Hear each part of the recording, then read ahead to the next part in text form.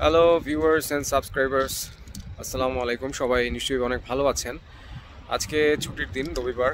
তো ভাবলাম যে আপনাদের সাথে একটু কানেক্টেড হয়ে একটা সুখবর শেয়ার করি। সেটা হচ্ছে তুরস্কে অনুষ্ঠিত আন্তালিয়া কূটনৈতিক ফোরামে বাংলাদেশের পররাষ্ট্র উপদেষ্টা তৌহিদ হোসেন এবং রোমানিয়ার পররাষ্ট্রমন্ত্রী এমিলি পুরিজনের সাথে একটা বৈঠক অনুষ্ঠিত হয়েছে।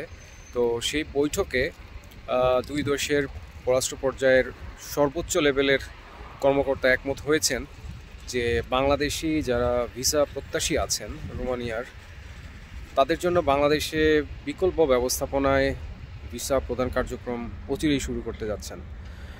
তো যারা বাংলাদেশে অবস্থান করছেন এবং রোমানিয়ার হয়তো ওয়ার্ক পারমিট আছে, হয়তো স্টুডেন্ট ভিসা নিয়ে আছেন, যারা স্টুডেন্ট হিসেবে আসবেন, অনেকে আছে ফ্যামিলি রিউনিফিকেশন ভিসার জন্য অপেক্ষা করছেন।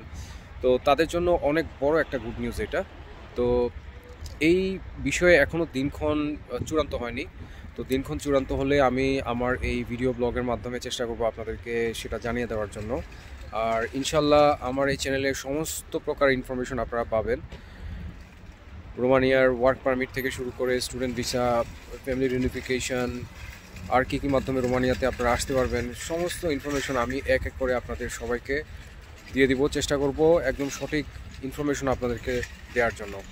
তো যারা চ্যানেলটিকে এখনও সাবস্ক্রাইব করেননি, চ্যানেলটিকে সাবস্ক্রাইব করে পাশে থাকবেন, বেল নোটিফিকেশন আইকনটি অন করে রাখবেন, আর বেশি বেশি লাইক এবং শেয়ার করবেন আমার এই ভিডিওগুলো।